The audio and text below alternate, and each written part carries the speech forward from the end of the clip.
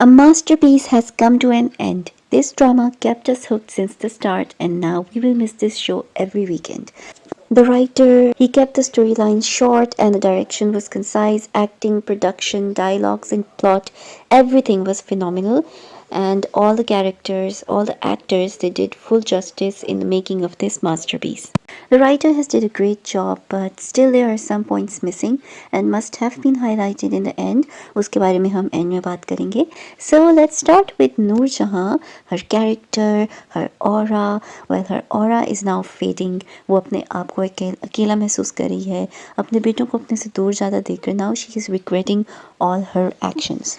अब इस last episode में नूर जहाँ की कैरेक्टर को इतना डीपली उन्होंने डिस्क्राइब किया है, उसके पास्ट के बारे में, जो उसकी हर्डल्स आई हैं, जो उसने स्ट्रगल्स किए हैं अपनी लाइफ में, उसके बारे में हम जब सोचते हैं तो हमें नूर जहाँ के ऊपर थोड़ा सा तर्स भी आता है, उससे थोड़ी सी हमदर्दी भी होती है. शुरू में पहले गुस्सा ही आता था, बट नाउ हम फील कर रहे हैं कि वो किस मुश्किल से गुजरी अपनी लाइफ में. सबसे पहले तो कास्ट डिफरेंसेस की वजह से उसको फैमिली में एक्सेप्ट नहीं किया गया. जिस फैमिली में वो गई वो सैयद थे, उन्होंने इसको सिर्फ इस वजह से नहीं एक्सेप्ट किया कि ये सैयद नहीं है, जो कि हमारी सोसाइटी में बहुत कॉमन है कि कास्ट के ऊपर बहुत सारे रिश्ते रिजेक्ट किए जाते हैं. सो यहाँ नूरजहाँ के साथ भी कुछ ऐसा ही हुआ. उसके बाद अपने बेटों को उसने अकेले संभाला, बिज़नेस को अकेले संभाला, ये सब कुछ खुद अब वो सोच रही है, खुद वो कह रही है, अपनी जो अंदर की इमोशंस हैं वो बता रही है इस लास्ट एपिसोड में. और ये सब करते करते वो शायद भूल गई थी कि वो एक औरत है, और औरत के जो एहसासात हैं, उसके इमोशंस को वो नहीं फ़ील करती थी.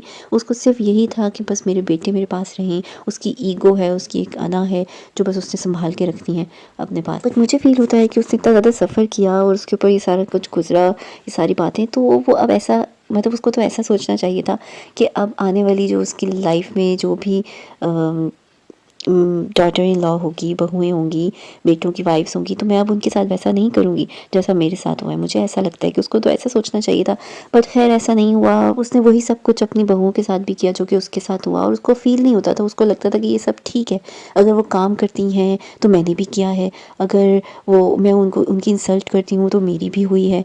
She was thinking like that. और इन सब बातों का एहसास उसे तब हुआ जब उसके सारे बेटे घर छोड़कर चले गए.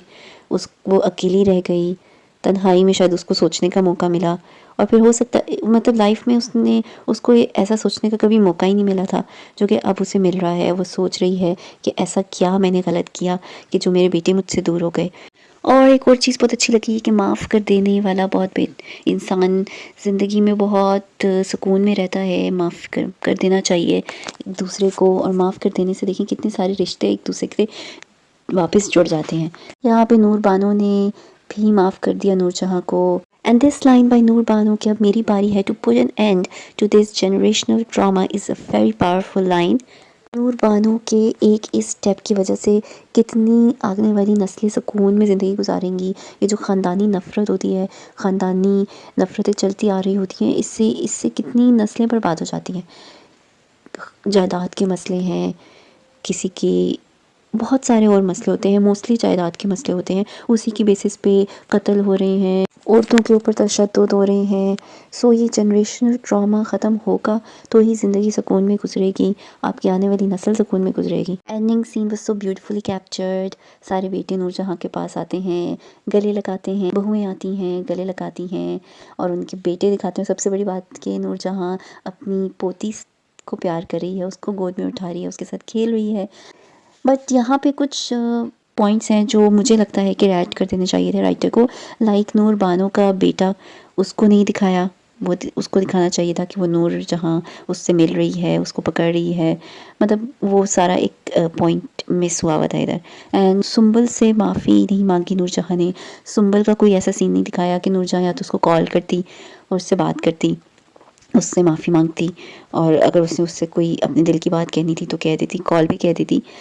बट यहाँ पे सुंबल की भी कोई ऐसी बात नहीं बताई. और फिर ये कि नूर बानो नूरजहाँ को उसके अपने बाप के घर लेके जाती, और वहाँ जैसे, क्योंकि नूरजहाँ सारी ज़िंदगी यही इसी बात के लिए तरसती रही कि अपने इन लॉज के घर में रहूँ, बाद में भी उसका यही एक रिवेंज था कि मैं वो घर अपने नाम कर दूँ। तो नूर बानो को चाहिए था कि उसे अपने घर लेके जाती। शायद मतलब वो सब राइटर ने इसीलिए छोड़ दिया कि जो ऑडियंस है वो खुद ही बैठ के सोचती रहे कि अब आगे फ्यूचर में क्या होगा। तो बट थोड़ा सा ये कुछ 2-3 पॉइंट्स है जो उन्हें दिखा देने चाहिए थे, तो और अच्छी एंडिंग हो जाती। एक्सेप्ट ऑल दिस एंडिंग फिर भी बहुत अच्छी थी और एक हैप्पी एंडिंग थी। नूरजहाँ को की कैरेक्टर को बिल्कुल चेंज कर दिया। So we are going to miss this drama every weekend. हर वीकेंड हमें इसका इंतज़ार होता था।